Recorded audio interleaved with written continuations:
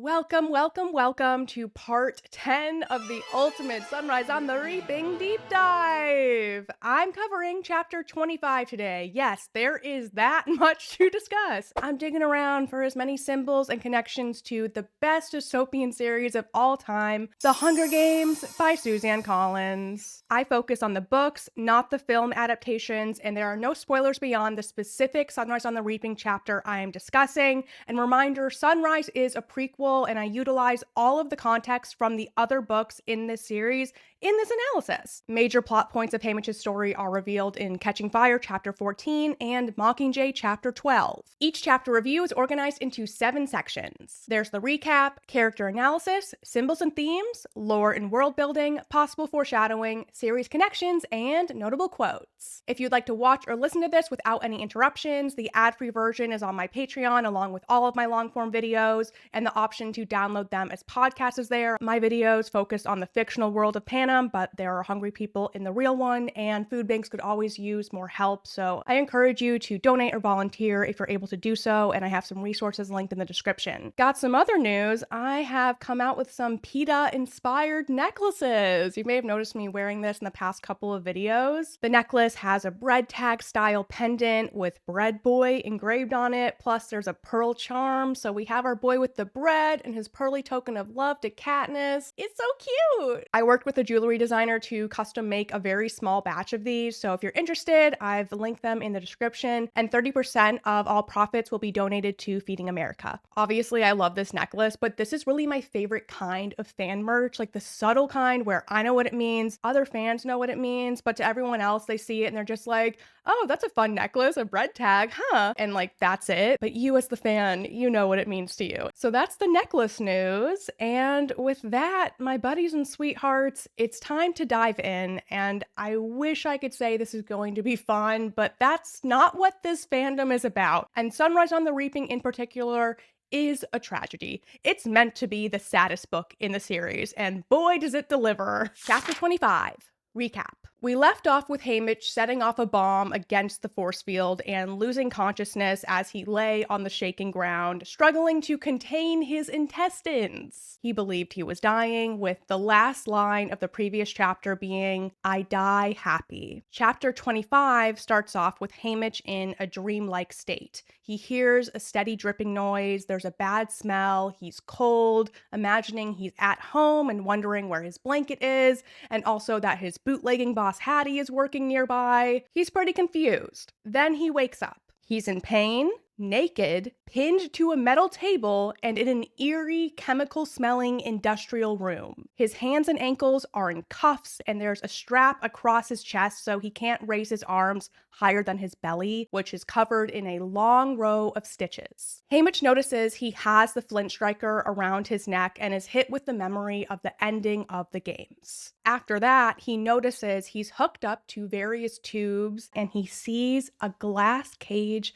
of Avoxes, unclothed and dirty, pawing the glass, begging him for something he can't give. New worst nightmare unlocked. On his other side, there's a different glass tank with one of the green-eyed dove gray rabbits, and he sees a snake swallow it whole. Haymitch bounces between thinking he's in a nightmare or dead, gone to another world. A bad one. But in his heart of hearts, he knows it's real. A masked woman comes in to change out his IV bag and painfully applies medicine on his stitches. She completely ignores Haymitch's questions of where he is and his cries for her to stop and get away from my son, ma'am. Get away. The evil nurse leaves, mumbling something about laboratory, sepsis, disruptive. Then Haymitch can feel a sedative go through the IV, knocking him out. In case you don't know, sepsis is a very serious, life-threatening infection that people can get from several things, including wounds, and it's treated with pretty heavy antibiotics, at least in our world. So it sounds like Haymitch is being treated for that. And he goes in and out of consciousness for an unknown amount of time,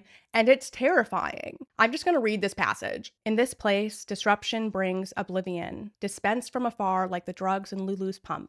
I try to be as disruptive as possible for the hours, days, weeks I am imprisoned here. When I'm conscious, the Avoxes plead. Padded feet bring pain.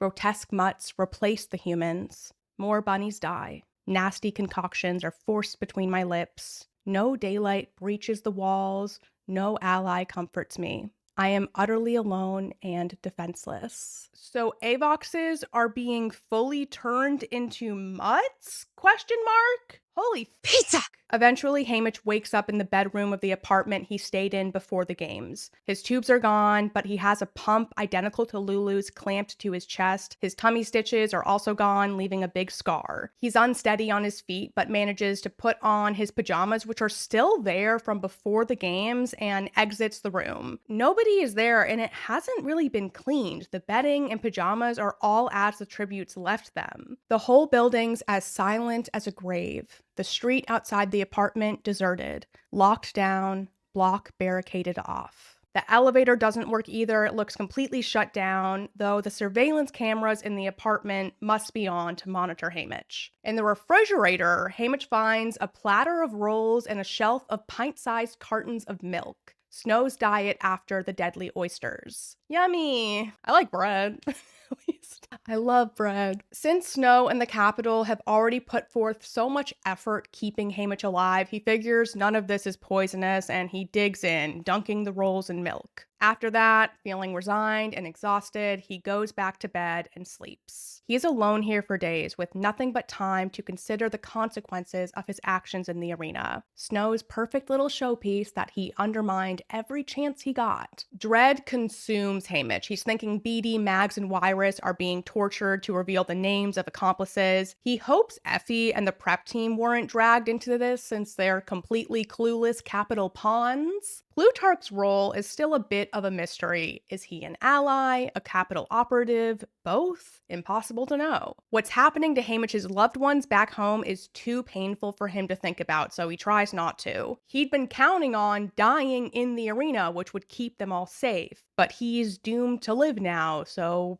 he's also speculating on how much of his shenanigans made it on air. If his posters were erased, then they feel pointless, but perhaps his punishment will be reduced if his transgressions were clandestine. Either way, Haymitch has flaunted his defiance and thinks, if Snow served up poisoned oysters to Incitatus Lumi, the parade master, what feast must he have in store for me and mine? About a week has passed with Haymitch alone in the apartment, and the isolation wears on him. His stash of rolls and milk hasn't been replenished, and it's going bad, but he keeps eating it anyways. What choice does he have? His assigned bedroom is too eerie with the memory of Wyatt staying there with him, so Haymitch migrates to the couch in the living room instead of the bed. The television is being controlled by an outside source that Haymitch is unable to interfere with. It turns on and off on its own, showing clips from old Hunger Games curated especially for him. Gory snippets, terrorized children,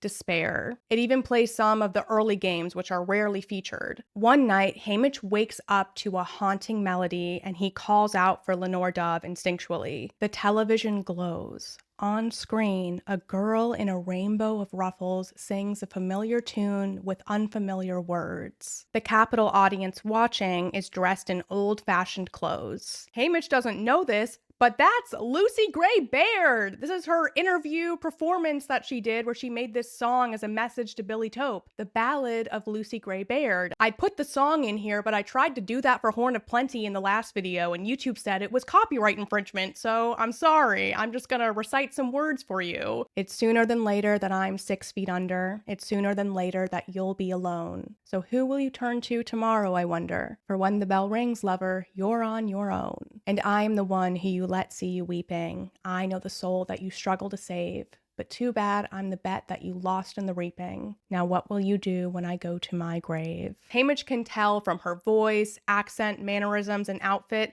that this is a Covey girl for sure, but not his. The clip ends as the girl bows and extends her hands to a figure who's standing just out of the spotlight, a silhouette of a man, upright, trim, a crown of curls. He waits a moment as if deciding whether or not to join her, then takes a step forward as the screen goes black.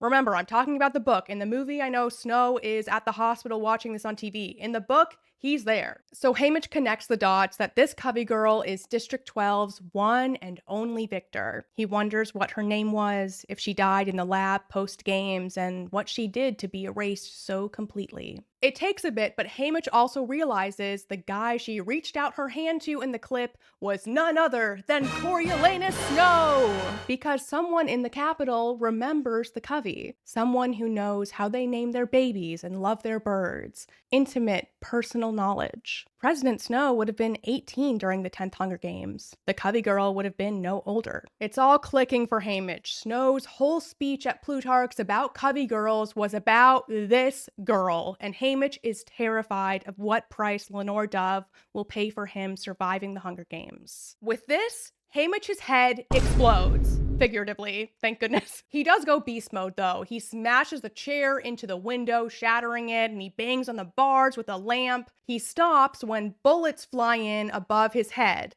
There's peacekeepers behind him along with the prep team and Effie. She goes, "Who's ready for a big, big, big night?" The awkwardness is palpable. Peacekeepers put Haymitch in handcuffs and drag him over to the prep team. He's not looking great. He's skin and bones, wearing dirty pajamas. His feet are bleeding from the broken glass, and his hair and nails are unkempt and wild. He's become the murderous beast the prep team always thought he was, and they stare at him in shock. Tonight is the victor's ceremony. Haymitch deadpans, "Just need a flower for my lapel," and Effie presents him with a white rose and tells him to get in the shower. They dress Haymitch in another outfit belonging to Effie's Uncle Silius. It has champagne bubbles embroidered in the jacket. Magno, the stylist, is high on toads again, but he'll be at the ceremony. Yay. And Effie is under orders from Snow to make sure Haymitch's flint striker is worn outside of his shirt where everybody can see it. Once he's all dressed, Haymitch is put in shackles and thrown in a windowless van for the trip to the filming location. He remains in the chains and is escorted beneath the stage and shoved into a chair with 4 guards assigned to him. Effie stays with Haymitch as his fill-in escort, even though the peacekeepers don't want her to. They're arguing that he's dangerous, like, it's your funeral, ma'am. Given what he did in the games, Haymitch thinks maybe they're right to chain him like a beast. That's not true, Haymitch. It's not true. He feels so bad about himself. He even tells Effie, like, "Don't worry, I won't hurt you." And she goes, "I know that.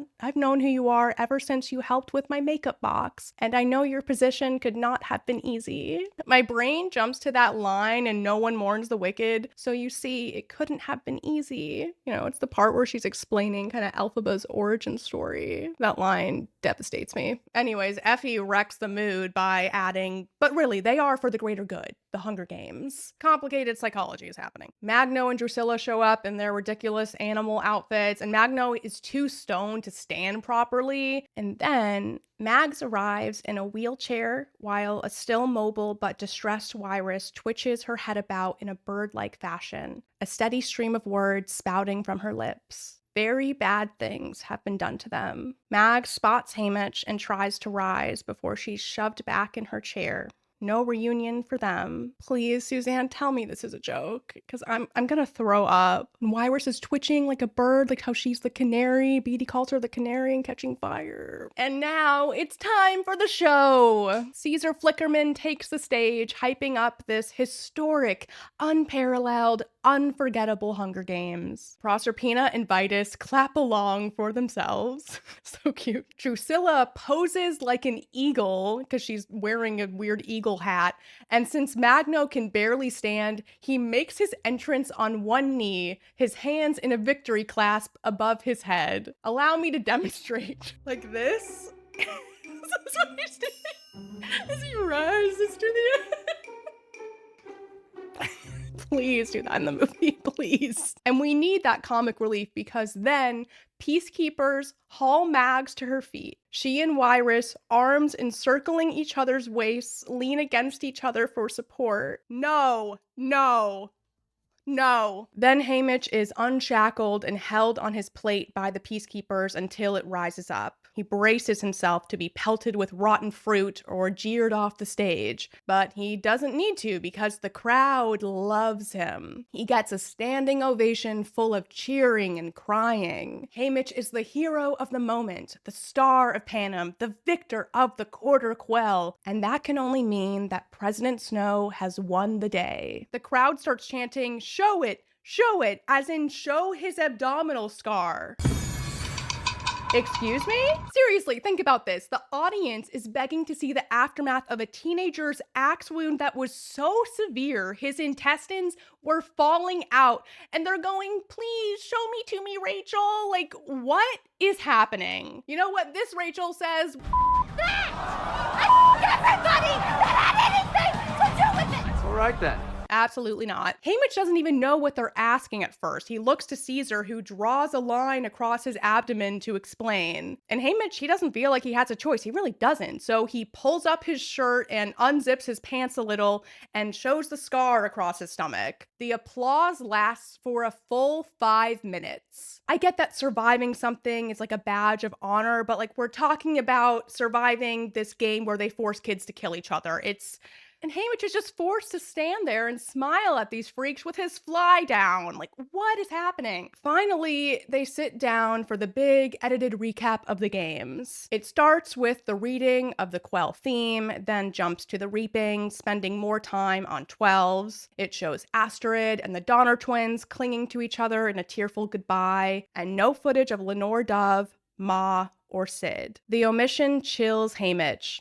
Yeah, same for me, my guy. Of course, everything with Woodbine Chance did not make the edit. Then it's the chariot parade, which appears flawless since it cuts before someone explodes a firework in the horse's face. R.I.P. Lumi, but if you approved of these firecrackers, you really flopped. Like, have you ever met a horse, dude? Like, so dumb. In the interview section, the careers have been edited to appear smarter, the newcomers less unified. Lulu's reduced to a girl wearing live reptile fashion. Maisley's and Wyatt's memorable turns are entirely ignored. And the only part of Haymitch's interview is his snarky comment about the competing tributes being 100% as stupid as usual. The audience laughs and he gives a cocky grin. No mention of his support of the newcomers, no silly interplay about making booze for the peacekeepers. The rascal's just a jackass. Haymitch, no. Then it jumps to the beginning of the game, showing off the arena and Haymitch dashing away before the bloodbath, where 18 kids are killed in excruciating detail. The audience gasps and cries out in glee,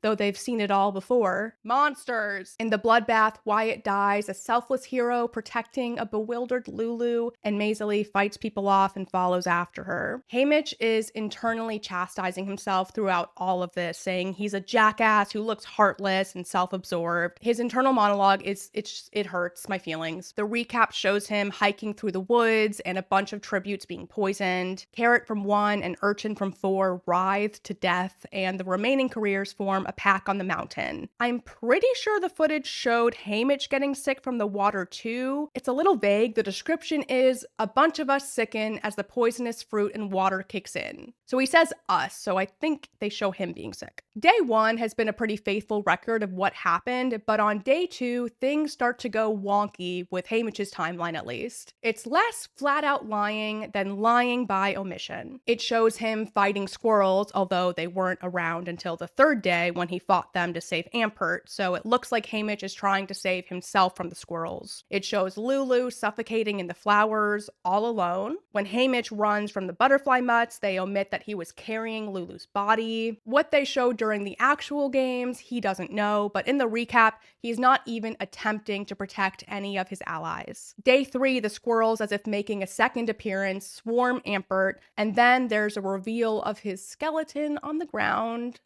Baby Ampert. Haymitch and Ampert's time together, the bombing, and the damage to the arena has all been cut. The recap jumps to the horrific volcanic eruption. There's flames, asphyxiation by the ash cloud, burns from the chemical lava, and 12 tributes die. only a few escaped. It looks like Haymitch's goal during the games is the same as his cover story, which was trying to find the end of the arena. He gets lost in the hedge and is led out by the Gray Rabbit and faces off with the careers. Understandably, Haymitch kind of disassociates when he sees himself fighting to the death, and he stops thinking of himself as the jackass because it seems too complimentary for the creature he's devolved into. Then Maisie saves the day with the blow dart, and they team up. Silka and Marit take out Regina and Autumn. Then the timeline is jumbled again. It looks like Chicory and Hull died alone from the porcupine quills, and Haymitch and Maisie had no involvement. It shows them being chased by Marit and Silka. The Game Maker Trio showdown is obviously not included, and it's unclear what day it is in the recap. It's just one big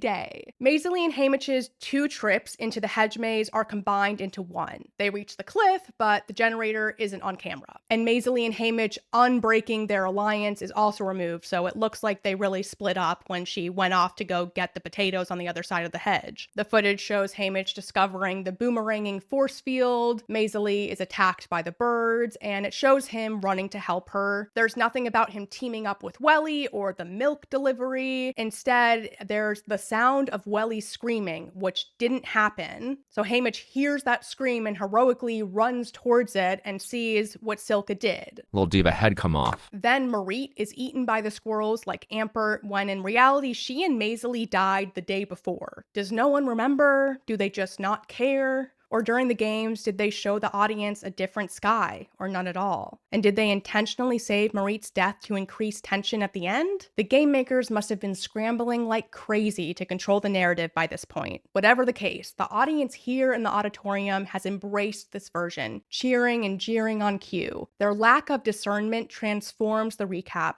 validating it as truth. Haymitch hopes those in the districts can still see it as the piece of propaganda it is, but no telling what they've been fed. What a passage. Then the recap shows Silka and Haymitch duking it out. She throws her axe, Haymitch convulses on the ground, and the axe flies back and instantly kills Silka. They shuffled time a little here, and the bombing is excluded from the narrative, of course. The trumpet sound and the hovercraft claw carries an unconscious Haymitch away, and a wide shot reveals the arena is shaped like a giant eye. The cornucopia marks the pupil. The wide circle of spring green meadow makes up the iris. On the other side, the darker green of the forest and mountain terrain narrows to points, forming the whites of the eye. Well, the symbolism has been lost on no one. Even the little kids in the seam know the capital powers are watching us. I wonder if they ever consider that we're watching them too. Haymitch wonders if there are rules in place about breaking out of the arena and using the force field to win. To the average viewer, he's a rascal, possibly a cheater, but not at rebel level. With the recap over, the crowd applauds, and President Snow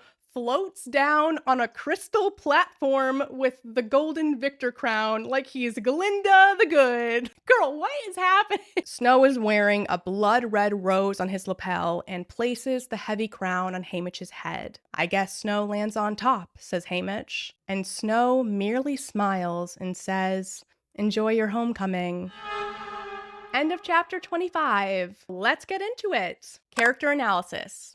Haymitch. The horror of waking up in this lab situation it's impossible to wrap my head around. That is awful. It's no wonder he jumps into attack mode whenever someone wakes him up in the trilogy. Poor Haymitch. And apparently he had sepsis. Oh my gosh. I really don't have a lot to analyze here about him. I feel so bad for him, and he thinks he's a monster. Also, I wonder if Haymitch had lasting gastrointestinal problems after this. Does he have IBS? I hope the capital medicine came through for him on this. I'm kind of jumping around to random thoughts here. When Haymitch watches the recap and he sees Luella at the reaping, he thinks, "My sweetheart marches up." Why does that make me feel like I've been stabbed? And when Haymitch is afraid that he got a redemption arc in the recap, that really hurt. He thinks, oh no, they haven't turned this into a redemption story, have they? Selfish rascal learns to care about others. Please tell me no. He hates himself. Let's talk about Lenore Dove. I really liked how we got more of a clue into her relationship to her family history and just overall how the remaining Covey remembers Lucy Gray. Back in chapter 3, Haymitch mentions that he knows 12 had a Victor a long time ago, a girl who no one seems to know anything about. He's never seen any clips of it, but that's normal with the older games. His mama was alive at the time, but either didn't remember much about it or chose not to discuss it with him. I lean more towards her not knowing about it since there was very limited television access then. Snow makes a big point about that, how people in the districts can't really watch the games. And I got the impression that Mama and Haymitch's relationship was close enough that she would have told him about Lucy Gray if she knew. Though perhaps not. She could have felt it was unsafe to tell him about the Victor who disappeared, or thought it was invading the Covey's privacy or something. I don't know. What do you think? Did Mama know about Lucy Gray, or did she forget like most people? Anyways, back in chapter 3, Haymitch says he brought up this unknown Victor with Lenore Dove a few times, but she never wanted to discuss her. And now he's finally starting to understand why. It's not just a casual aversion. It's heartbreaking family lore for Lenore Dove. In this chapter, Haymitch narrates, "No wonder Lenore Dove never wants to talk about her. She knows the story, but it's too secret or perhaps too painful to share even with him." So it sounds like Tam Amber and Clerk Carmine told her about Lucy Gray, and I bet this knowledge fuels Lenore Dove's rebellious behavior. And remember, Lenore Dove is a Baird. She is blood related to Lucy Gray, as were Maud Ivory and Barb Azure. They were all Baird cousins. I know cousins can be used casually, but the rest of the Covey, they point out who's blood related and who's not. We don't know exactly who Lenore Dove's mother is. It seems more likely it's Maud Ivory. But anyways, in the eyes of the Covey, what happened to Lucy Gray was her reaping was rigged because the mayor's daughter was petty about her relationship with Clerk Carmine Clade's brother, Billy Tope Clade. They were brothers. Since Billy Tope cheated on Lucy Gray, she and the rest of the Covey cut off contact with him, kicking him out of their community and band. Then Lucy Gray went into the games and miraculously won and was returned to 12 physically unscathed. We don't know what exactly she told the Covey about her experience there or what they could see on TV, but they know Corio was her friend from the Capitol, and they appreciate all he did for her. And they saw him introduce her on television. When Snow was living in 12 as a peacekeeper, they all met him, they spent time with him, knew he and Lucy Gray were romantically involved, and then Snow went and shot the mayor's daughter. They know he was there when Billy Tope was shot, and that Lucy Gray ran away from 12 since the mayor was going to persecute her for these crimes. The mayor wanted to pin it all on her, and Lucy Gray says that she left behind her dresses and guitar for Maud Ivory. I think we can assume anything that remained of that was passed down to Lenore Dove. And Haymitch recognizes the fabric of the rainbow dress since LD adds colorful scraps of fabric to her outfits that match the colors of this dress. That dress survived the arena, and Lucy Gray wore it to the Peacekeeper Commander's birthday party where she sang The Hanging Tree. I figure the dress fell apart over the decades, which is why LD has scraps of it, or there could have just been these leftover pieces of fabric from when the dress was made. Possibly the Covey took this dress apart due to its painful memories and fear of its association with Snow in the games. Lucy Gray did not tell the Covey she was leaving. She left when most of them were asleep, and she told Tam Amber, who was awake, that she was going to go find some info on a goat to buy. And she left their wagon at the hanging tree, assuming the Covey will find it and understand that she ran away. Maybe they went and searched for her, maybe not. Lucy Gray's exact fate is a mystery, but based on her ballad, she disappeared and was never found. If she died in the woods nearby 12, perhaps the Covey found her, or not. Either way, the end of Lucy Gray's story is sad. She survived the games, and the guy who helped her ended up being the reason she either disappeared and or died. And now that guy is the president of the world. What a mess. The Covey would all have a special kind of hatred for Snow. Also, worth noting, Haymitch refers to Lucy Gray as a rainbow girl, and Lenore Dove calls the multicolored gumdrops rainbow gumdrops, which are her favorites. And now for Snow. Let's try to unpack what's going through this freak's head. He's as fixated on playing with Haymitch as ever. This is going to get into some lore and world building too, since I'm trying to parse out what is the normal post-games treatment for victors compared to Haymitch's hellscape. Based on the annoyance of the lab tech nurse, I don't think victors usually get their medical treatment in the lab, and Haymitch is just there as punishment. By Katniss's era, she's in a more normal hospital setting. They have a hospital underground at the training center. It's not a fun place to be, but there's not people and animals being tortured around her. Snow is intentionally dehumanizing Haymitch by putting him in this lab. He's laid out on a metal table, stark naked, with that Covey flint striker around his neck. You could also argue there's kind of like a noose hanging symbolism by having this flint striker on him. And with Haymitch's gut wound, it's like he's an animal being dissected or something. I imagine this whole setup was at Snow's request. I don't think Haymitch is the first victor to get this lab torture treatment, but I don't think it's the norm. One small mercy is Haymitch does have pain and sedative medication during this. Snow probably would have liked forcing Haymitch to endure the pain, but it probably would have slowed down his recovery, and they had a show to do, right? Plus, there's important work being done in Frankenstein's lab he'd be disrupting with his wails of pain. Or maybe not, since it sounds like the Avoxes are wailing too. What an awful place. Then Snow plays more games with Haymitch when he's in the tribute apartment. Putting the medical pump on him is most likely a practical, necessary measure here. Plus, there's an added mind game with it due to Lulu. Snow personally presented Lulu to Haymitch as part of his punishment for Luella, and then in the arena, Haymitch ripped off the pump from Lulu to shorten her suffering, and effectively killing her. So Haymitch is walking around with this huge reminder of all of that devastation strapped to his chest, literally, heavy on his heart. He even describes the pump as having sunk its teeth deep into his chest, defying him to remove it. It sounds like the fangs of a snake. The apartment not being touched after the tributes left is very creepy. Their pajamas and bedding are exactly how they left them. It's clear workers have been here given the bread and milk stockpile, so it seems like a deliberate choice to leave these reminders of the fallen tributes from District 12 to haunt Haymitch. There's even blood on Lulu's pillow from her ear. But I think it's strange that this place has been left untouched like this. It means the tributes left for the games, a week went by, then however many days Haymitch was in the lab, and the apartment hasn't been cleaned aside from clearing out the food and maybe whatever was in the rooms the mentor stayed in. I doubt this was Snow's plan from the beginning for Haymitch to be in here, so does this mean that none of the other tribute apartments were cleaned during this time? Does the Capitol wait to do this until there's a victor, so if they want to haunt them with their tribute's partner's pajamas, they can? Or was this left untouched because the whole apartment is going to be redone anyway, like new construction? It says this was designed for temporary rentals. They've reserved it to hold the tributes this year, so maybe after this, the whole building will be remodeled to house the tributes more effectively. Make that official training center that Katniss has. If the building's going to be torn down or heavily renovated, maybe it didn't seem worth it to clean it. Or was the apartment actually cleaned, but then the crew came back to make it look like how it did when Haymitch left? Because they have footage of the rooms. They could set it up to look like how it was before they cleaned it. There's a lot of possibilities here. What do you think? I'm leaning toward the idea of this building being taken down and remodeled, so they just weren't going to clean it unless they needed to for a victor, but then they didn't because they wanted to mess with Haymitch more. The stuff with the television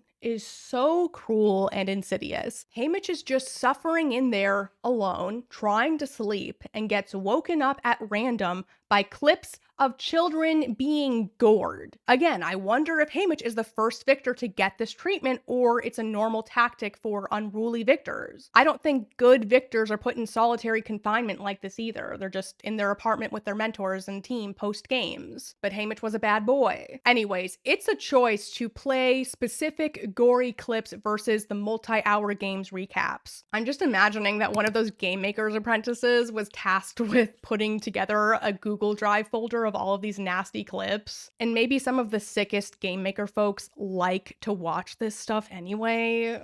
This Lucy Gray footage definitely comes from Snow. Dr. Gall said in Ballot that every copy of the footage from the 10th games was erased except for one master in the vault. Since Snow is the president, I'm sure he got a hold of that tape. He had some options of which Lucy Gray footage to put in Haymitch's mixtape here. If he wanted to show her singing specifically, there's the one clip of her singing at the Interview, The Ballad of Lucy Gray Baird, and her singing to the snakes in the arena, the old There Before. Both of the songs are goodbyes, though the There Before is a little more of a funeral song. But Snow chose the Interview performance. Maybe he felt the image of Lucy Gray playing the guitar would remind Haymitch most of Lenore Dove, though it's sort of a missed opportunity since in There Before there's the line, "When I'm pure like a dove, when I've learned how to love," so it has more of a Lenore Dove reference. And Snow cuts the clip before you can see him at the Interview, though enough is shown for Haymitch to see the silhouette of him and make that connection. I think Snow wanted him to make that connection, but didn't want to show his face in the tape since he thought he looked weak in it, or he just hates the idea of anyone seeing him with Lucy Gray since he feels eternally humiliated by her. Like, at the time she sang this, Snow was internally seething with jealousy and felt, quote, humiliated that Lucy Gray had an ex-lover because she's his girl. His. Here in the Capitol, it was a given that Lucy Gray belonged to him, as if she'd had no life before her name was called out at the reaping. Even that sanctimonious Sejanus believed she was something he could trade for. If that wasn't ownership, what was? Just had to drop that gross monologue of this because too many people out there ship Snow and Lucy Gray. He believed he owned her, and it's gross. Anyways, let me know your thoughts on Snow's reasoning here for showing this clip. And yes, I know Snow is the president and likely has more important things to do than torment a teenager, but Snow is prone to obsession. Haymitch isn't the first victor Snow obsessed over, and he certainly wasn't the last. Other government officials aren't coming up with the idea to play footage of Lucy Gray singing on Haymitch's TV. That's all from Snow. I wonder if Snow ever talked about this to anyone. I mean, I'm sure he'd tell a very different version of the story, but yeah.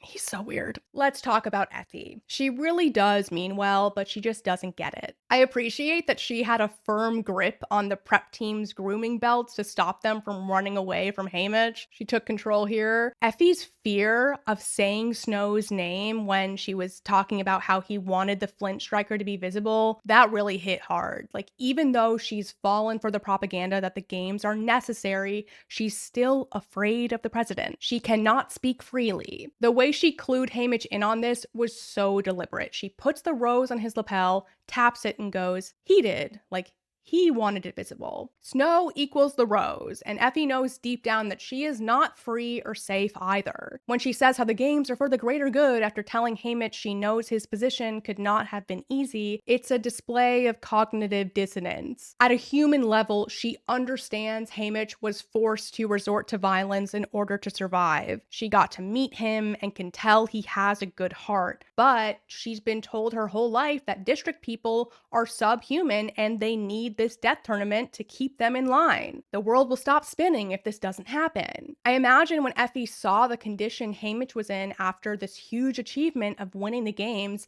that also knocked her off balance. She'd only seen victors when they're polished up for the cameras, and now she's faced with a boy who's been abused by the Capitol post-win. He was caged up and starved. It takes some advanced mental gymnastics to convince herself that the way he's being treated makes sense. She also alludes again to the Trinket family name being tarnished. She's telling Haymitch not to tell people that she dressed him because Magna will only make a scene and it's hard enough being a Trinket. I mean, it can't be that hard at this point if Effie was the it girl during school and got this gig, right? And of course, in comparison to Haymitch, it's not very hard being her. Yeah, interesting that she has this kind of like chip on her shoulder about being a Trinket. Now for Mags and Wyrus. Suzanne, will you please stop throwing bricks?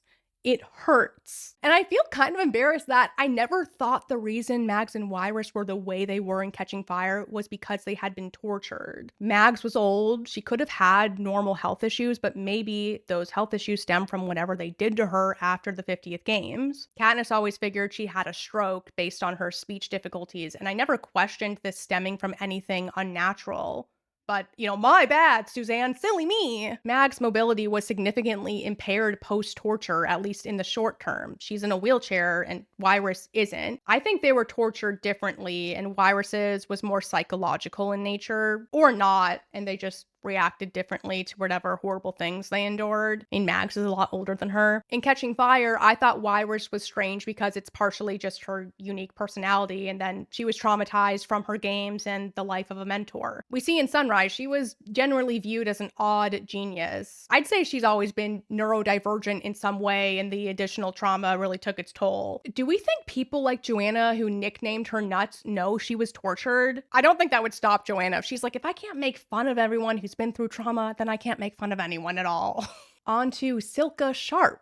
We found out her last name during the recap, and it has some nice irony, I guess. Silka is like silk, an opulent material. It makes sense for District 1, which makes luxury items for the capital. Silk is famously soft and delicate, and it's a natural material produced by silkworms. Sharp silk is an oxymoron, and naming this character Silka Sharp kind of embodies what it means to be a career. Silka was probably a typical child who's vulnerable and empathetic, and her upbringing toughened her up, made her sharp, cutting, lethal. We saw her crying in the dark eating chocolate, a soft moment, and the next day her abrasive walls are up and armed. When Ampert filled Haymitch in on what happened at the bloodbath, he said Silka used an axe. It's sharp as a razor. And she held on to that sharp axe until the end, and it ended up cutting her too. The career system arose because of the capital's games, and Silka was a victim. You can interpret sharp to mean intelligent as well, and I think that applies to her, though the physical sharpness works better symbolically. The only other last names of the non-District 12 tributes in the 50th games was Panache Barker, also from District 1. A relative of Panache was a victor, Palladium Barker. Suzanne rarely provides the last names of the tributes not from 12. In Ballad, there's Reaper Ash from 11, and that's the only other last name beside Lucy Greybeard and Jessup Diggs from 12. In the 74th games, we don't even get all the first names of the tributes outside of 12. And in the 75th, in book canon specifically, there's only Joanna Mason,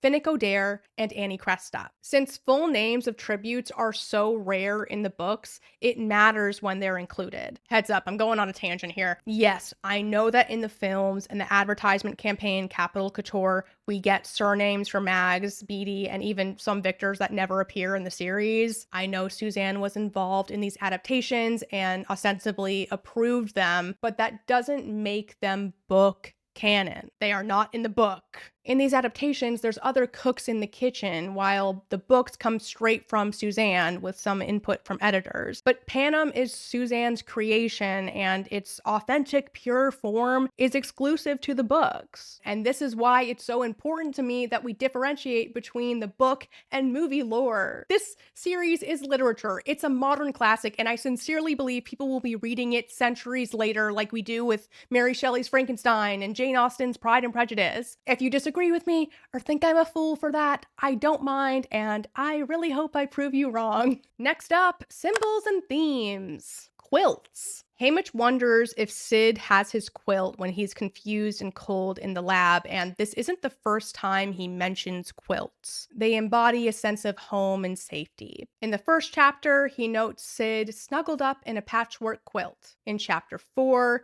Haymitch thinks of his soft patchwork quilt that Ma dries in the sunshine on Sundays when comparing it to the stiff, chemical-smelling Capitol blanket on the train. In chapter 14, when Lulu is fixated on smelling the smoke from blown-out candles, Haymitch notes that the smell makes him think of winter nights at home, snuggling safe beneath the quilts. He wonders if Lulu is reminded of the same thing. In chapter 16, when Haymitch is sick from the poison stream, he wishes he was home in bed with his Ma there to cover him in a pile of quilts. It makes sense that a blanket generally brings Haymitch comfort, but the specificity of patchwork quilts adds another layer of care, since I figure the ones he had back home were handmade by his mom or passed down from other family members. Sewing all of these individual pieces together into this bigger, stronger creation that provides warmth and protection could be a metaphor for building community. Dove gray rabbits, and I'm wearing a rabbit shirt.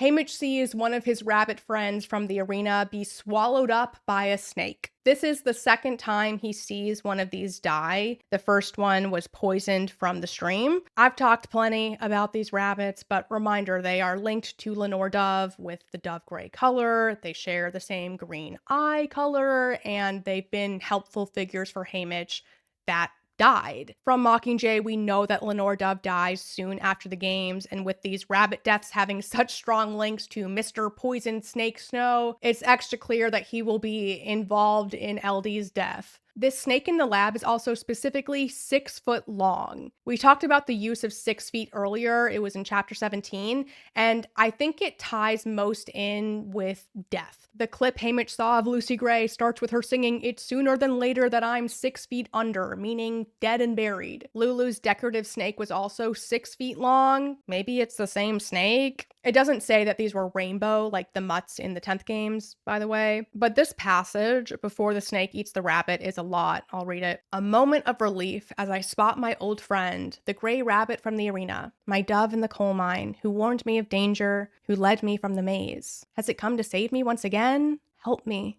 Can you help me?" The green eyes stare unblinking from the tank. It presses into the glass. Why does it tremble so? From the shadows, something strikes. A 6-foot snake swallows up my ally, a lump in the sinewy body. Calling it a dove in the coal mine, like Lenore Dove in the coal mining district, and it means here like a canary in the coal mine. Warning of danger, Lulu was named after Maisie's pet canary. A lot of creepy stuff. You could also take this as more foreshadowing of Snow going after Lenore Dove, because she was in prison when Haymitch last spoke to her, so she's in a cage, and perhaps she was trembling in there too. Snow is lurking in the shadows, either already having attacked her or will do so soon. After the snake eats the rabbit, Haymitch thinks, "I start shaking as hard as the rabbit.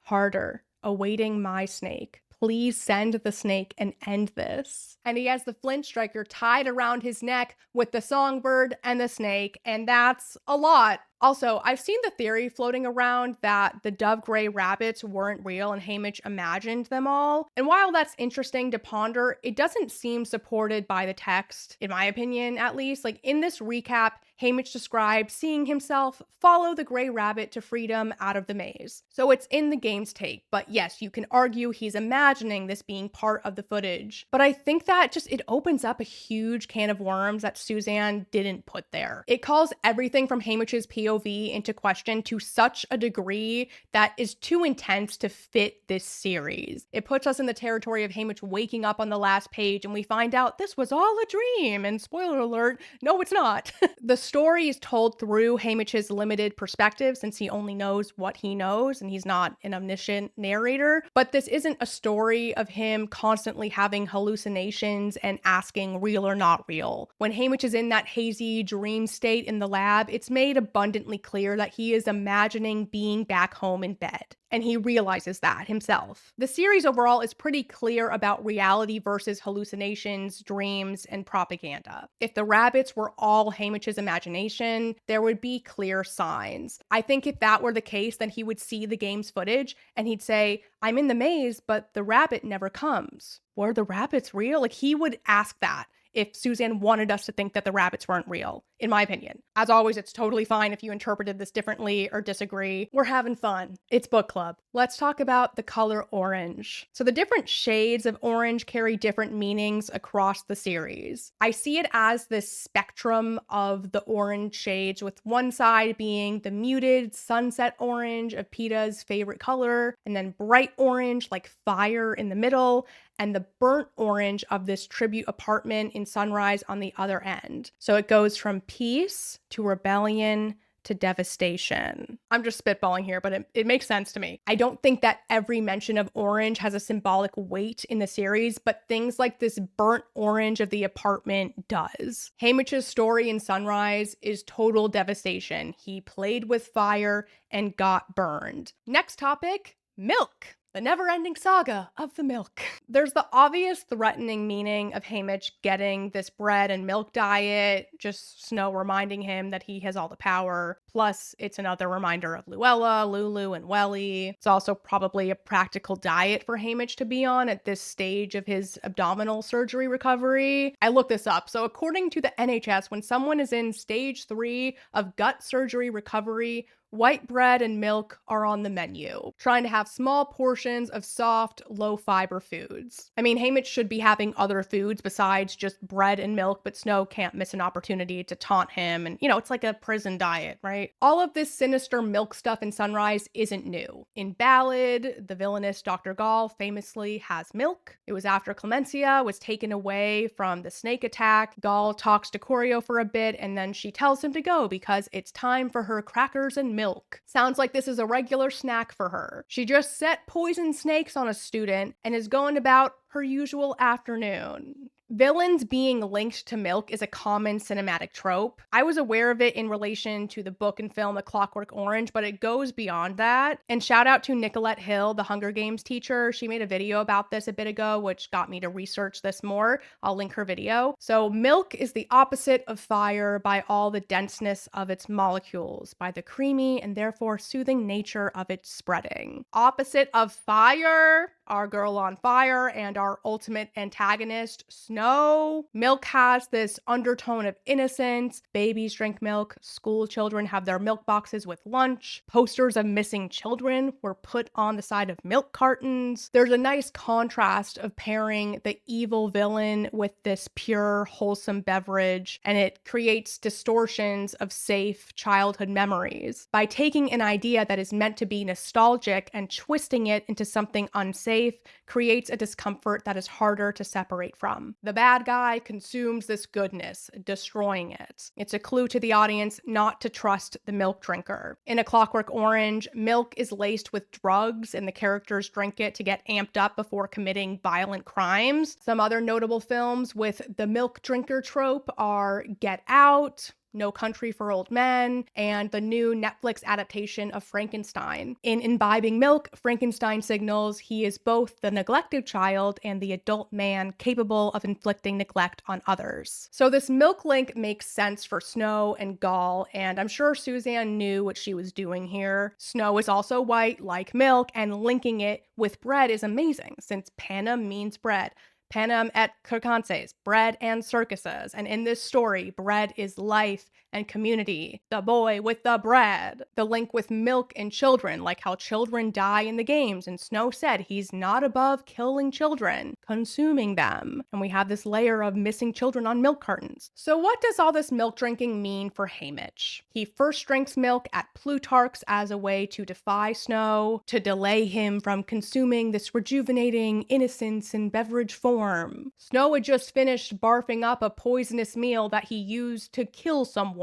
Bad vibes with the milk. When Haymitch gets the milk pitcher during the games, he's in Snow's poisonous world, but doesn't end up drinking it. It's dropped on the ground right after innocent baby dove Welly got her head chopped off. You could argue that the milk spilling and sinking into the ground of the arena is like Snow drinking it, along with Welly's spilled bloods. Ew, I'm sorry. And then, post-games in the tribute apartment, Haymitch is willingly drinking milk and dunking bread in it. At this point, Haymitch does kind of think of himself as a villain. He hates himself, but he's still holding on to life here, or he's being forced to live. This milk is still from Snow, but it's not in the fancy pitchers anymore, just standard cartons. Haymitch's own childhood innocence has been stripped by this point. He isn't an evil villain now, but he's at the mercy of the villain. Since we're already yapping about milk, I want to revisit the milk pitcher in the arena since there were some great discussions about it in the comments from the last video. Both Izzy Moss 8262 and Edward Nowakowski 5990 pointed out that the Game Maker edit could make it seem like Haymitch messed with the milk before giving it to Welly, since the arena is full of poison. Maybe they could take a shot of him digging around in the bushes or at the stream and then have a shot of him touching the pitcher and it looks like he's putting something in there. It'd be a good cover up if the Capitol sent in poisoned milk. SVT ASD FGH JKL said they don't believe the milk pitcher was poisoned poisonous since the purpose was to mess with Haymitch's head. If he thinks it's poisonous and he drank it or didn't give it to Welly, he'd still look like a killer by neglect, and the game makers could set a pack of mutts on him to take him out if they want. Candy Cane 3265 highlighted the possibility that the milk was meant as a distraction to prevent Haymitch from getting up to more rebel shenanigans and keep him away from Welly while Silka attacked her. They think that if Snow wanted Welly and Haymitch to drink the poisoned milk, he would have sent it earlier when they were alone up in the tree. I definitely see the distraction angle so he wouldn't be able to protect Welly, though I think it's possible for the goal to be both that and have Haymitch poison himself, making Silka the winner. They can make it look like Haymitch got attacked by mutts or was poisoned by something else in the arena, just hiding all the thing with the milk, and then Silka has this triumphant beheading win over Welly. DGP-4453 combined the idea that the milk wasn't poisoned and it was meant as a distraction. Comey Book Geek came up with a diabolical scenario where the milk is poisoned, but the dose matters, so a bigger guy like Haymitch would need to drink a lot of it in order to be sick and die, whereas it would just take a little for it to take out Welly, who is smaller and already starving. Haymitch could test the milk by taking a drink of it. He feels fine, determines it's safe to feed Welly, and then it's curtains on our baby dove. I can see this one so well, and it has a major heartbreak factor that Snow would appreciate. I really love having all this input from everybody, and if I didn't highlight your milk comment, please know I appreciate you too, and that goes for everybody commenting. Next is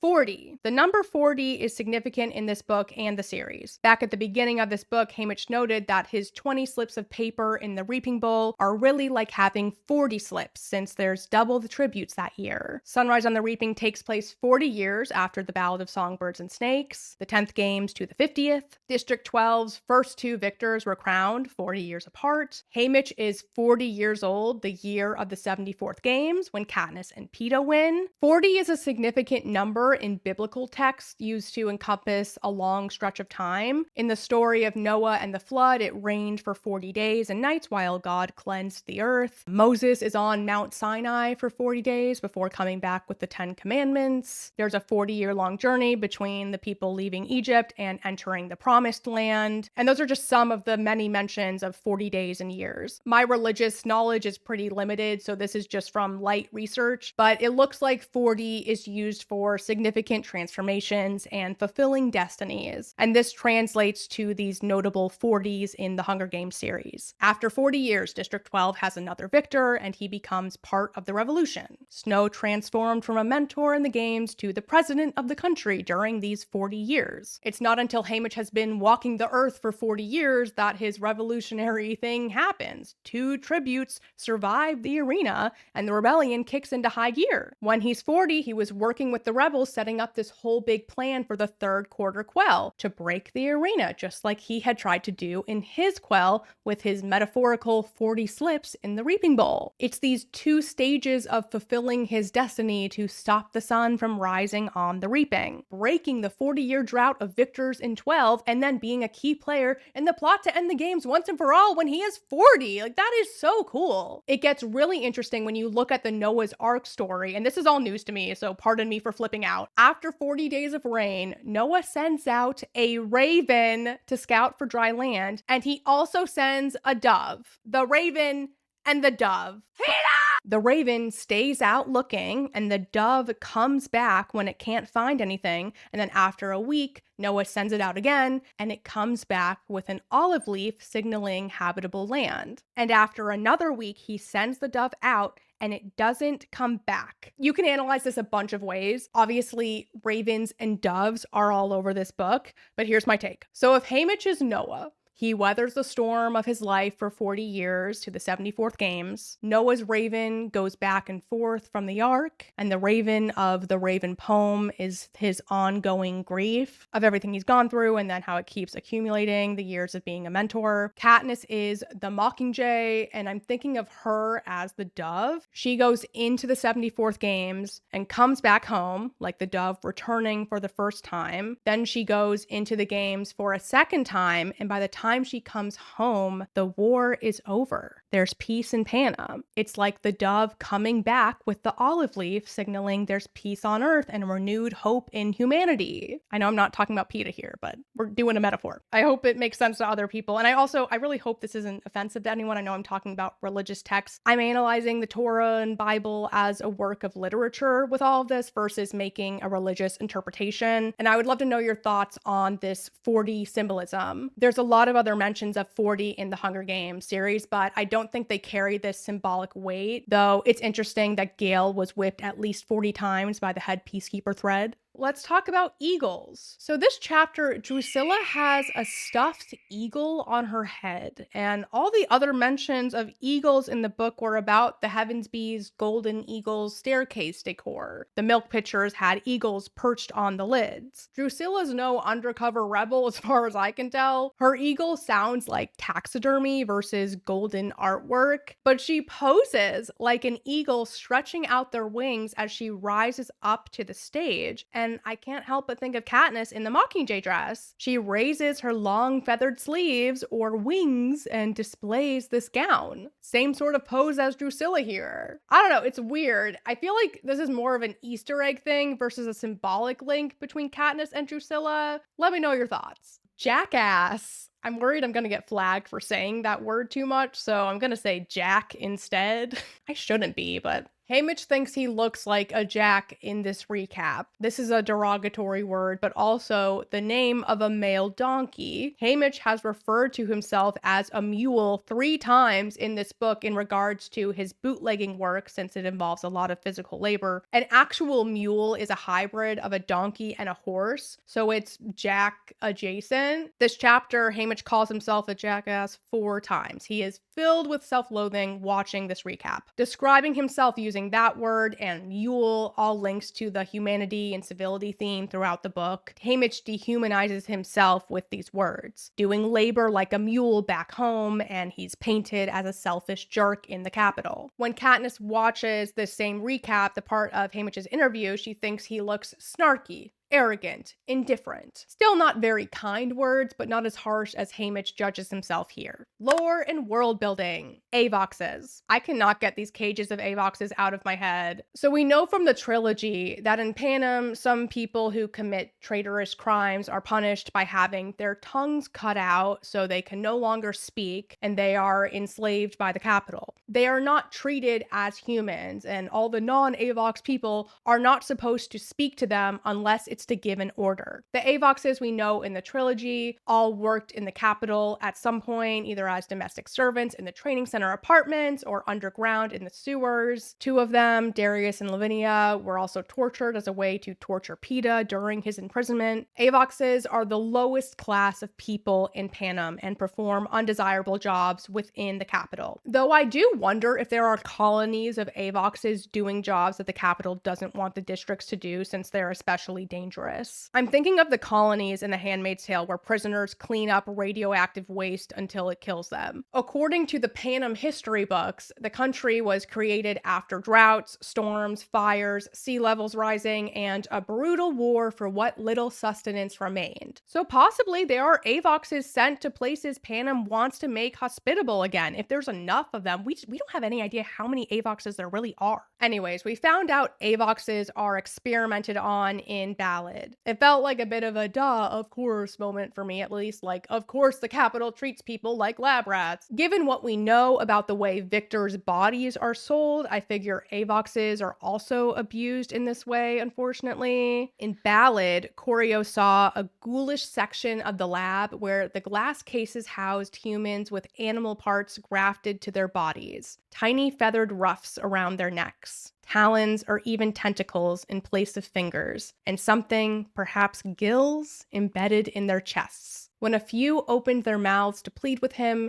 he realized they were Avoxes. I hate that so much. By the 50th games here in Sunrise, this experimentation is still going strong, sadly. Haymitch sees Avoxes in a glass case, naked and dirty, pressing their faces against the wall, pleading for help. As his time in the lab goes on, he notes, grotesque mutts replace the humans. And I'm pretty certain he's referring to the Avoxes being so severely transformed that they no longer appear human. Which makes me think that those lizard mutts in the sewers in Mockingjay used to be Avoxes too. Here's the description of them. White, four-limbed, about the size of a full-grown human, naked with long reptilian tails, arched backs, and heads that jut forward. These things can rip people's heads off with their teeth, and they have sharp claws too. And what makes this even worse is when the lizard mutts are in the sewers, they attack the Avoxes stationed down there. Katniss hears them screaming. What if an Avox was working in the sewers, then got this mutt treatment, and is sent back there and bit off their bestie's head? Or someone in their family? The capital mutt technology is so advanced it borders on magic, so I think this is possible, right? I don't want it to be, but...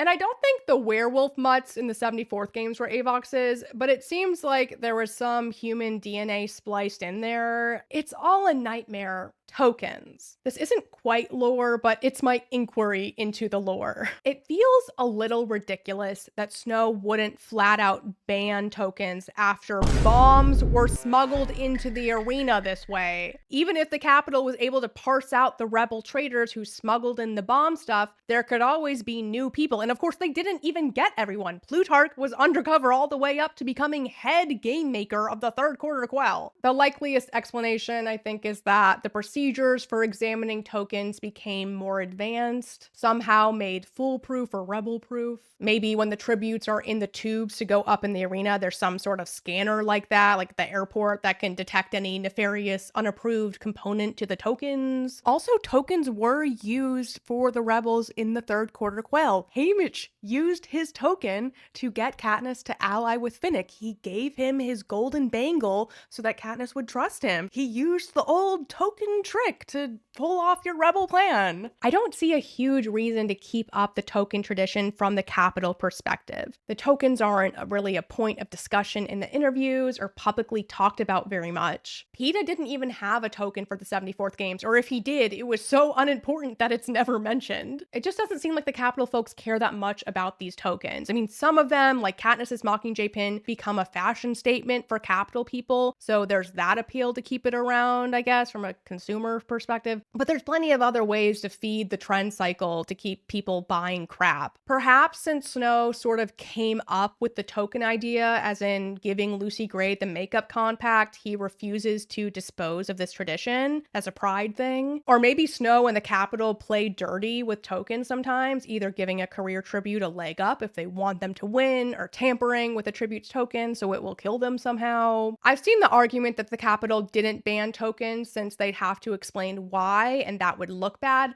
But I don't think the Capitol would really have to do that. They could say, this is the new rule because we said so, and the Capitol crowd would forget about it, and the districts have bigger things to be upset about than that. Or they could say, instead of tributes bringing tokens, they receive a token from the Capitol, and it's a way to mark the tributes for the audience. Like District 4 always has a necklace with a fish pendant. The Capitol kindly gives these district kids a gift for their sacrifice. I would really love to know your take on this. This whole continuation of tokens has definitely been, a hot topic since Sunrise came out, and some people feel like it's a plot hole in the series. I feel like you can explain it enough so it's not a plot hole, but the 50th games. I'm using this section to talk a little bit more about the differences between the public record of the games and what actually happened. I've been doing this throughout this deep dive, like taking parts of the games and comparing it to the recap in Catching Fire, because it's the same recap Haymitch watches here, so I'm not going to go into all that detail again. We already knew that Haymitch's time with Lulu, Ampert, Welly, and the bombing escapades had all been cut, and the timeline of the games was skewed in this recap.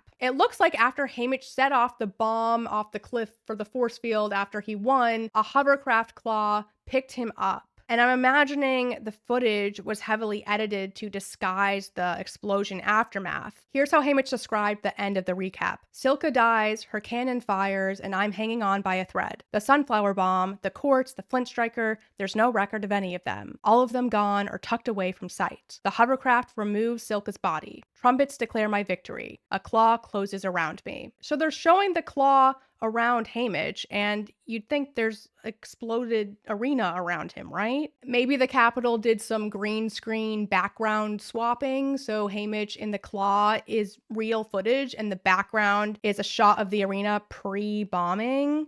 What do you think? Also, very clear series connection of Katniss and Haymitch being lifted out of these quarter quell arenas by the claw amidst explosions. That must have been a mind-bending experience for Haymitch to witness Katniss being lifted like that, right? And this eye shape of the arena. There was a line from Maisie hinting at this in chapter 22. She said, "The arena narrows to a point up north, right? Like it did in the south?" This eye shape has to be another nod to George Orwell's 1984. Big Brother is watching you. There were a ton of different cover designs for this book, and a lot of them feature a spooky, watchful eye. Such a nice touch from Suzanne shaping the arena like that. I think it's possible Snow was able to get his hands on a copy of 1984. Plutarch had this huge library, and it's a classic, so I bet Snow read it. Also, I'm not sure if I said this before, but the 50th Games basically had 50 tributes. It was meant to be 48, but Woodbine Chance was shot at the Reaping, and then Lulu replaced Luella, so we have these 2 extra tributes. And there were 50 deaths in the arena. So we started out, we had our 48 tributes. Haymitch survives. That brings us to 47. So who are those other 3? The trio of game makers that were killed. Marique got 1, Maisie got 1, and the 3rd fell down the Mutt portal and died. These games were also relatively short, just 7 days, and in the recap that looked even shorter. The Victor Ceremony. Effie refers to this post-game show with the recap as the Victor Ceremony, proper noun. And while we had this same type of show in the 74th Games, it's never called anything. I figure it was still called this Victor Ceremony. Katniss just didn't mention it. She does call events of the Victory Tour the Victor Ceremonies, but it's not a proper noun. This ceremony in the Capitol seems to be pretty much the same in the 50th and the 74th Games, aside from the double Victor thing. Katniss is treated better before going on stage than Haymitch. She's not chained up. I know Haymitch was a very naughty Victor, but I'm not sure being in chains was abnormal during his era. We saw how the tributes of the 50th Games were treated like criminals by default in the Capitol, very different from what Katniss experienced. The ceremony show in both eras have these ascending metal plates bringing up victors and their teams to stage like pop stars, or like they're in the tubes under the arena. Then the victor sits with Caesar Flickerman while the recap plays. Katniss said they are exactly 3 hours long during her era. Not certain if it's the same for Haymitch's. A big crowd in the Capitol is there watching, and it's required viewing in the districts. After the recap is over, the anthem plays, and Snow presents the victors with a crown. And that concludes the on-stage ceremony. At the 74th Games, Snow walks on stage with a little girl holding a cushion with the crown on top. Maybe the little girl is his granddaughter. And Snow twists it, and it separates into 2 pieces, so Katniss and Peeta get half a crown each. I wonder if Snow did this whole crystal platform descent thing that he did at the 50th Games other years. What if he did a trapeze thing like Lady Gaga at the Super Bowl?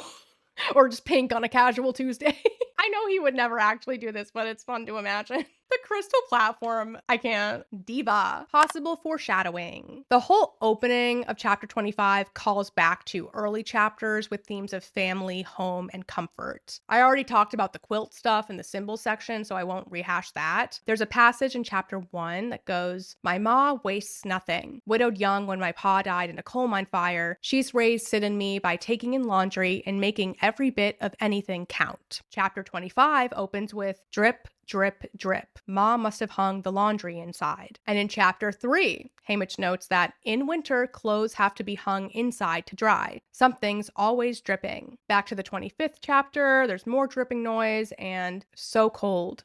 Need to put some coal on the fire. And we had that line of his pa dying in a coal mine fire, followed by the laundry line. Lines up nicely. Abernathy punishment. Haymitch has this ominous realization after seeing Mags and Wyrus. Their torturous treatment makes it impossible to deny my family's certain punishment. Are they already dead? Or will Snow arrange, as he did with Beetee, for a time when I can personally witness their suffering? I'd say that foreshadows Haymitch personally witnessing witnessing his family's suffering. And we know from Mockingjay that they do die. The end of this book is not going to be fun.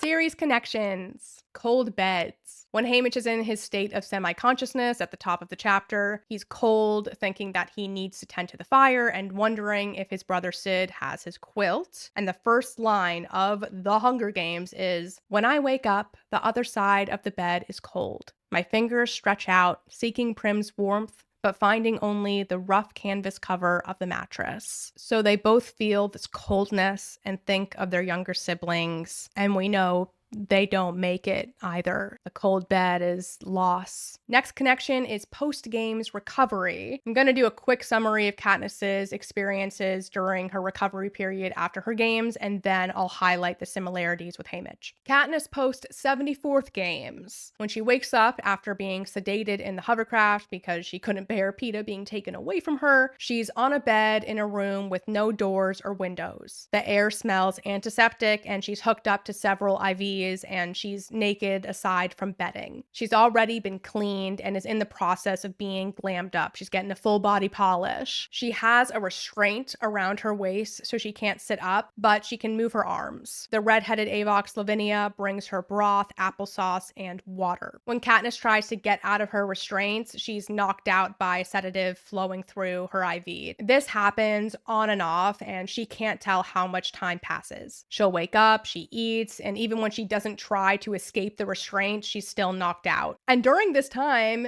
Haymitch, as her mentor, is fighting the Capitol from giving her breast implants, and thankfully he wins. Eventually, Katniss is done being restrained, the IVs are gone, and her beauty treatment is complete. Recovery period over. Katniss post 75th games. So she's still conscious as she's lifted from the arena, but she's temporarily paralyzed because of electrocution. Once she's in the hovercraft, she loses consciousness from blood loss, and she wakes up later on a padded table. Again, she has IVs in her arm. She believes the Capitol has her, not the rebels. She saw Plutarch's face as she was being lifted. She's slowly regaining control of her body, and she rips out the IVs, and then she passes out again. And when she comes to, she's in restraints. Her hands are tied down to the table. She panics and bangs her head on the table until she passes out. Next time she wakes up, she's unrestrained, but still hooked up to IVs. And then she gets up, has a confrontation with Plutarch, Haymitch, and Finnick, and Katniss ends up back on the table in body and wrist restraints and is given a sedative that doesn't make her sleep but puts her in a fog. She wants to die. She refuses to speak, eat, or drink, and she thinks that her dying like this will punish Haymitch for tricking her and Peeta. And now for the comparison. Not surprising, but both Katniss and Haymitch are hooked up to IVs. They're given sedatives whenever they struggle. Morphling is likely one of the medications, and they're in a room that smells like chemicals, and they're in restraints. It sounds like Haymitch had the most heavy-duty restraints, and he was naked without any bedding covering him. Katniss was naked after the 74th games too, but she was at least covered. Haymitch was deliberately made uncomfortable and terrorized, while Katniss had a more conventional recovery period for the 74th. Katniss is in a hospital infirmary setting, and Haymitch is in a laboratory reserved for mutation experiments. In the 10th games for Lucy Gray, the tributes received some treatment from a veterinarian. So the medical treatment for tributes did become less dehumanizing over the years, but obviously still not great. There's also a similar line about their scars. So Haymitch notes, "No stitches, just a puckered, angry scar, like a twisted smile." And after the 74th games, Katniss goes, "I touch my cheek, my lips, the puckered scar above my eyebrow." These are the only times the word puckered appears in the series, and pucker isn't there either. So puckered scars. Haymitch's twisted smile scar feels like a callback to that floral leer of the damaged Mutt portal door he sees after the water tank explosion. The quote is, "I wrench the spear from the berm. The lips try to close, but damage has occurred, and they end in a sort of floral leer." When I talked about this before, I said it reminded me of kind of a Cheshire cat smile, going with the Wonderland theme, but it makes sense tying it in with his scar. The water tank explosion is a huge deal in Haymitch's games journey, so the scar of his near fatal wound matching the damaged portal door is pretty rad from a writing standpoint. Silka also sliced him on the thigh, and while it's not as bad of a scar, he'll carry the mark for life. Worth noting that Peeta nearly died after his games too. He was bleeding out from a wolf mutt bite on his calf, though he had a big thigh wound from Kato earlier. He lost his lower leg from the mutt bite, so he's marked for life, like Haymitch with his scar. And during the games, Peeta had blood poisoning, which is different from sepsis, but it can lead to sepsis. So the lab. Based on the description, it sounds like Haymitch was being treated for his injuries in what was known as the High Biology Lab at the Citadel, where Dr. Gall worked in Ballad, or a lab like it. There's probably multiple labs. Maybe it's not that lab, but the setup sounds the same. In Dr. Gall's lab, she did various mutation experiments. There were rabbits, snakes, avoxes, and more.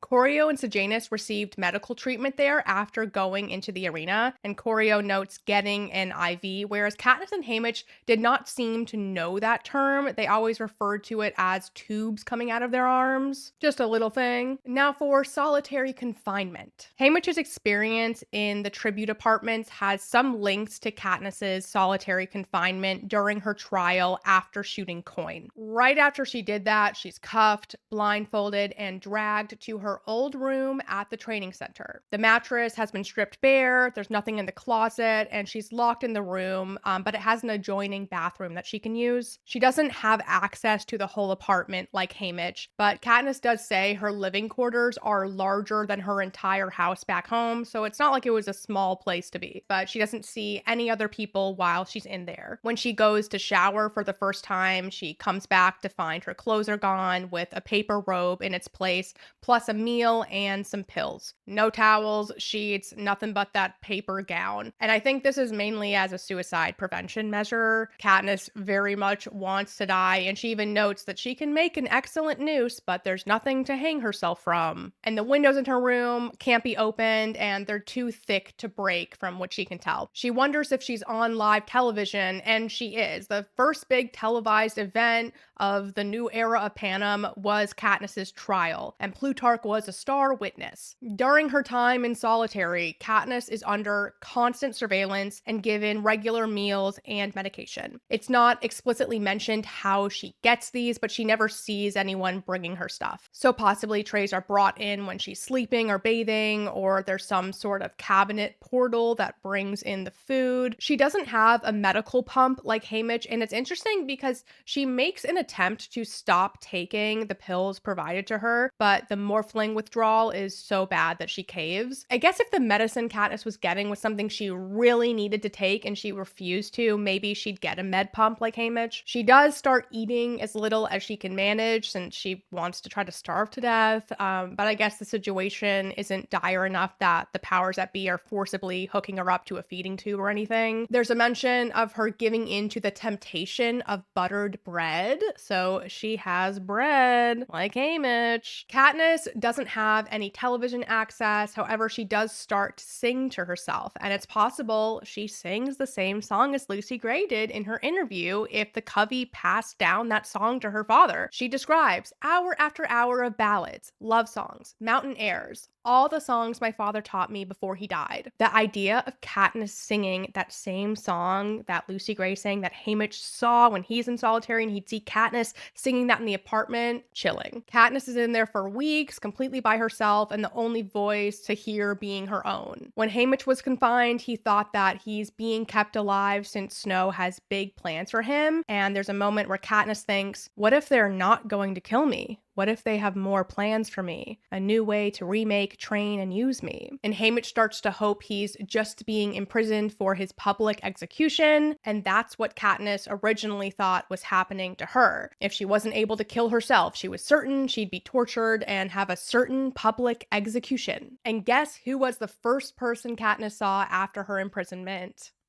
Haymitch Abernathy. And he could really relate to her. She didn't even know. He says, your trial's over. Come on, we're going home. And then strangers come in to feed, clean, and dress Katniss, and she's carried into a hovercraft where Haymitch and Plutarch are waiting for her. For Haymitch, his confinement also ended with Capitol folks coming in to clean him up, but he was kept in shackles and then put on TV. He and Katniss were both skin and bones by the end of this, and his captivity was kept secret, whereas Katniss's was a spectacle. She narrates, "Like a good mentor, Haymitch makes me eat a sandwich and then pretends he believes I'm asleep for the rest of the trip. He busies himself going through every compartment on the hovercraft, finding the liquor, and stowing it in his bag." I really love the "like a good mentor" line. Next is shrunken stomach. This is a small link, but Haymitch notes his stomach has shrunk to the size of a walnut, and after the 74th games, Katniss thinks her stomach seems to have shrunk to the size of a chestnut. Means the same thing, just different nuts. These are the only times in the series this stomach nut comparison is used. Next is baths. So Haymitch spends hours during confinement soaking in the bathtub, and in the trilogy, after Prim has died and Katniss is nearly catatonic, she's staying, in the president's mansion. Haymitch tries to help her when she needs to get prepped for the execution, and the passages about these baths line up so well. Here's the one in Sunrise. "I start spending long stretches in the tub. The towel I threw over the camera has been removed, and I don't bother replacing it. They just drug me and take it away. Might chain me up again. No point. I soak for hours and hours, replenishing the hot water, watching my fingers and toes get pruny as bits of dead flesh float off my scar." Here's what Katniss says in Mockingjay. "Haymitch makes a feeble attempt to get me to talk again, but seeing it's pointless, sends me to a bath someone has drawn. The tub's deep, with 3 steps to the bottom. I ease down into the warm water and sit up to my neck in suds, hoping the medicines kick in soon. My eyes focus on the rose that has spread its petals overnight, filling the steamy air with its strong perfume. I rise and reach for a towel to smother it when there's a tentative knock and the bathroom door opens." So they're both in the tub trying to zone out, and then they both think about covering something from the Capitol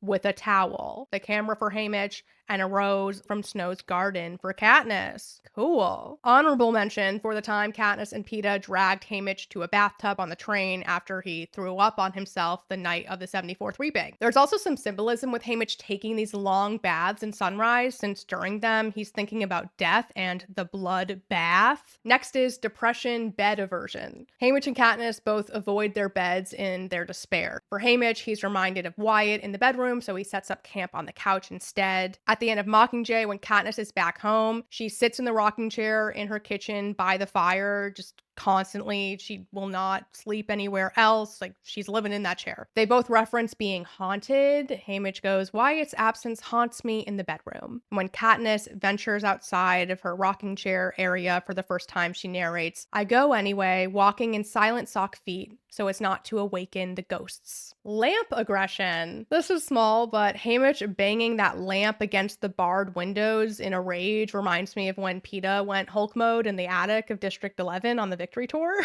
This is the first time the word lamp appeared in Sunrise, and with Peeta, it's the first time the word lamp appears in the trilogy, period. And so it's catching fire that we hear about a lamp. Here's the quote. "Then I made things worse too by giving the money," says Peeta. Suddenly, he strikes out at a lamp that sits precariously on a crate and knocks it across the room, where it shatters against the floor. So he broke a lamp and Haymitch is banging on a lamp. The fact that that's the first time that lamp is used is cool to me. White rose. Snow demanded that Haymitch wore a white rose on his lapel for the victor ceremony, and Snow had a white rose placed in Katniss's room after bombing 12, and then she threw it in the fire when Peeta came back to 12. In Mockingjay, Snow wears a white rose on his lapel in several television appearances, and he's wearing one when he's set up for his execution that Katniss picked out for him. When young Snow went to the train station to meet Lucy Gray, he brought a long-stemmed white rose, and she wore it in her hair and ate some of it. If we think of white roses as Snow's essence and power, this makes a lot of sense. He exerts his power on Haymitch by forcing him to wear the rose like he owns him. Snow leaves a rose for Katniss to show how he controls her world and is always watching, and our girl on fire literally throws the rose into the fire after Snow is gone and his power is all gone. With Lucy Gray, he gave it to her as a gift, which was tiger Negris's idea and convinced his grandma to let him have this rose from her greenhouse because he needed to connect with his tribute, and roses open any doors. That's what his grandma always said. He holds this rose out to Lucy Gray, and she looks him up and down, plucks off a petal, and eats it. Such a power move, and it's like she's consuming a piece of him. Snow holds on to the rose as he gets in the truck with all of the tributes, and he drops it when they're all thrown into the monkey house, sort of marking the start of his big journey from mentor to president. His tumultuous obsession with Lucy Gray has him questioning who he is, so this dance they have with the rose is interesting. In the monkey house, Lucy Gray picked up the rose and put it behind her ear in an effort to make herself more appealing to the crowd, playing the game, putting on a show. She wears it while Snow introduces her to the crowd, staking his claim on her, which is gross. And Lucy Gray eats more of these rose petals as she's in the monkey house. But overall, these are the first things that she eats since the reaping, this rose. And I mean, that's when Snow first became aware of her existence, and she starts eating his flower essence up as soon as she becomes aware of him. Fun stuff with all this rose business. On to notable quotes. This is Haymitch's recollection of something Hattie said. "Throw out the heads, Haymitch. Stuff will kill you. It'll kill you." She's referring to throwing away the first batch in the alcohol distilling process since it's toxic, but having this wording so close to Welly caught my attention. Throwing out the heads, Silka threw Welly's head after she killed her, and then Haymitch and Silka were trying to kill each other. I don't know, like that quote's at the beginning of this chapter. So next is a little thing, but when Haymitch wakes up, he describes himself as naked as a jaybird. Only mention of jaybirds in the series. We have our mockingjays, jabberjays, and mockingbirds, but no just plain old jaybirds. Next is a chilling thought from Haymitch. "I must be dead. I felt my intestines sliding out, my body shutting down. I wanted to go. The job was done, my poster completed. What's happened to me?" We have some Haymitch slam poetry. "The whole building's as silent as a grave. The street outside the apartment, deserted. Locked down. Block barricaded off. I am indeed a dangerous young man. The charming rascal turned deadly rebel. Woodbine Chance has grown up into one of his loose cannon kin, fated to swing by his neck while District 12 looks on. Seized by an impulse to flee, I make for the elevator and press the button repeatedly. No humming, no lights, no escape possible." Next ominous quote. "If the president wanted me dead, why has he gone to so much trouble to keep me alive? He has big plans for me." More depressing thoughts from Haymitch. "I will not be allowed to die. I will be resurrected by the Capitol for their entertainment. Perhaps I am even being broadcast live now. Perhaps, as a victor, I will never be off camera again." This line reminds me of Katniss's realization at the start of the Victory Tour when she tells Haymitch about Snow's threatening visit, that they'll all die if she doesn't convince the country she's a girl in love and not a rebel. This quote is a back and forth between Katniss and Haymitch, so "If you could just help me get through this trip," I begin. "No, Katniss, it's not just this trip," he says. "Even if you pull it off, they'll be back in another few months to take us all to the games. You and Peeta, you'll be mentors now. Every year from here on out. And every year, they'll revisit the romance and broadcast the details of your private life, and you'll never, ever be able to do anything but live happily ever after with that boy." In the movie, it's a bit different, but I really love Haymitch's dialogue. I'll just insert the clip here. "Just help me get through this trip. Please just help us get through this." This trip, girl, wake up. This trip doesn't end when you get back home. You never get off this train. You two are mentors now. That means that every year they're going to drag you out and broadcast the details of your romance. Every year, your private life becomes theirs. From now on, your job is to be a distraction so people forget what the real problems are. The "you never get off this train" line is so good. Next quote. "I don't dare think about my loved ones back home. Everything I did, every choice I made was based on the knowledge that my death protected them from harm. The dread is palpable." Got another banger. "Somewhere in the last few weeks, my nails have turned to claws, my hair to fur. I've killed multiple times and preserved no life but my own. I left a simple district piglet and returned as the murderous beast they always suspected lay in wait." Calling back to the humanity and civility theme and how the prep team talked to him like he was an animal when they first met. Next quote is from Snow in the recap. It's when he's reading the Quell theme. He says, "In this doubling of reparations, we remember that true strength lies not in numbers, but in righteousness. Well, there it is, plain and simple. The motivation behind this double tribute theme is to hammer in the point that there is not strength in numbers. There's more district folks than capital people, but it doesn't matter. They lack the virtuousness it takes to lead a nation. Not true. Next quote is from the recap. They machine gun through the tributes with a quick shot of each and a counter in the corner of the screen that tracks from 1 to 48. Machine gun through them with a quick shot. Amazing word choice. The games are just drawn out executions. And also, of course, Woodbine Chance was shot at the reaping. All right, that is it for chapter 25 and part 10 of the ultimate Sunrise on the Reaping deep dive. Hopefully you understand now why this video only covered one chapter. In the book, this chapter is a little bit longer than the rest, and since we're nearing the end of the story, there's so much to unpack. Stay tuned for part 11. It'll be up as soon as it's done and not a moment before. And if you think I take too long between posting these videos, please know I spent about 21 hours just writing the notes for this one single video. I also wish it was a faster process, but I'm only human. Anyways, I hope you liked this video, and a reminder, if you have the means, I strongly encourage you to support food banks. They could always use more donations and volunteers. Resources are linked in the description. And shout out to my Patreon friends. Thank you so much for your support. I love you like Allfire. And as always, thank you all so much for watching. And if you haven't already, subscribe for more Hunger Games analyses and do the thumbs up thing.